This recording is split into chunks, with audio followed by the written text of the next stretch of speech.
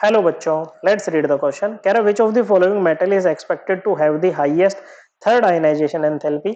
Ionization enthalpy होता है बच्चों the amount of energy required to remove an electron from isolated gaseous atom और ion. Okay बच्चों, अब ये जो आयनाइजेशन एंथैल्पी है या आयनाइजेशन एनर्जी है ये डायरेक्टली प्रोपोर्शनल होती है बच्चों इफेक्टिव न्यूक्लियर चार्ज के।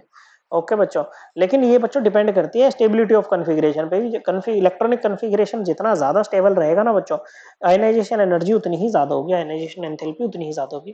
थर्ड आयनाइजेशन एंथैल्पी का मतलब होता है, देखो पहला इलेक्ट्रॉन निकाला तो फर्स्ट आयनाइजेशन एंथैल्पी, उसमें जो एनर्जी लगी। सेकंड इलेक्ट्रॉन निकालने के लिए जो एनर्जी लगेगी वो सेकंड आयनाइजेशन एंथैल्पी, और थर्ड इलेक्ट्रॉन निकालने के लिए जो एनर्जी लगेगी वो थर्ड आयनाइजेशन एंथैल्पी।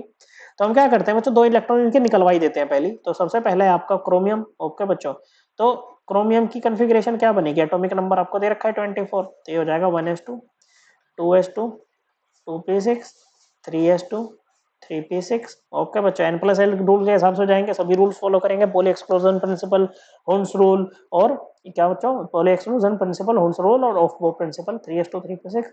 उसके बाद क्या आएगा बच्चों, आपका 4s2 आएगा। ओके, और 3D में कितने जाएंगे बच्चों, क्या 3D में 4 जाएंगे, नहीं बच्चों, कॉपर और क्रोमियम का अलग केस रहता है ना बच्चों।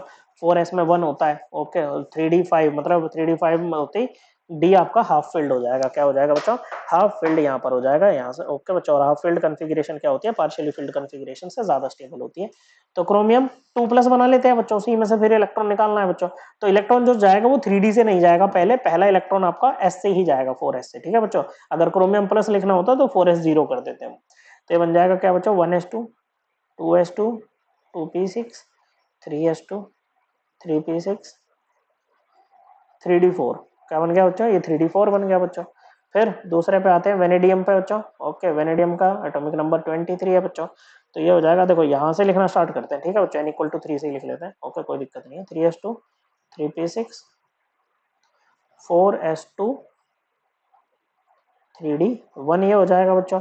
तो वेनेडियम 2+ क्या हो जाएगा बच्चों, ये हो जाएगा 3s2 3p6 4s2। ये हो गया बच्चों, क्या हो गया बच्चों, 3s2 3p6 4s2, नहीं सॉरी 4s1 यहाँ पर हो जाएगा।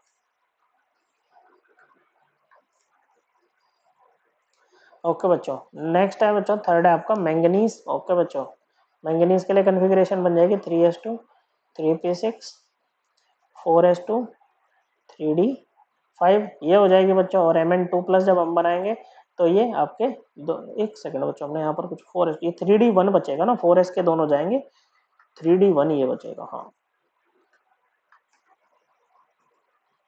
ओके, तो ये हो जाएगा 3s2 3p6 4s0, तो 3d5 बचेगा यहाँ पर। क्या बचेगा, 3d5 यहाँ पर बचेगा बच्चों।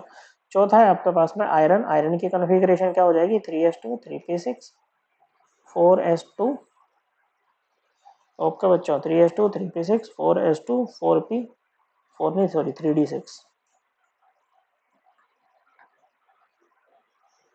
और आयरन 2+ क्या हो जाएगा बच्चों, ये हो जाएगा आपका 3s2 3p6 4s2 नहीं 4s2 नहीं 3d6।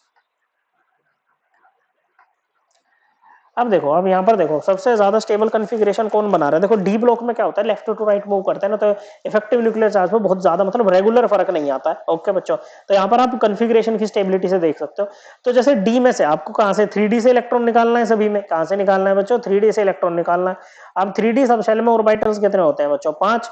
ओके, तो अगर आप इसको हाफ फिल्ड करोगे तो इसमें 5 इलेक्ट्रॉन आएंगे बच्चों। और हाफ फिल्ड कॉन्फ़िगरेशन हमने बात की थी बच्चों, ज्यादा स्टेबल होती है पार्शियली फिल्ड कॉन्फ़िगरेशन से। तो हाफ फील्ड कॉन्फ़िगरेशन किसके केस में आ रही है, Mn2+ के केस में आ रही है मतलब। ओके, तो Mn से तीसरा इलेक्ट्रॉन निकालने में सबसे ज्यादा एनर्जी लगेगी अमंग दीज 4। ओके बच्चों, ये कैसी है, हाफ फील्ड कॉन्फ़िगरेशन है। ओके बच्चों, देखो स्टेबल ज्यादा क्यों होती है, due to its symmetry. Okay बच्चों, so correct answer will be option 3। I hope आपको एकदम क्लियर हो गया होगा। थैंक यू बच्चों।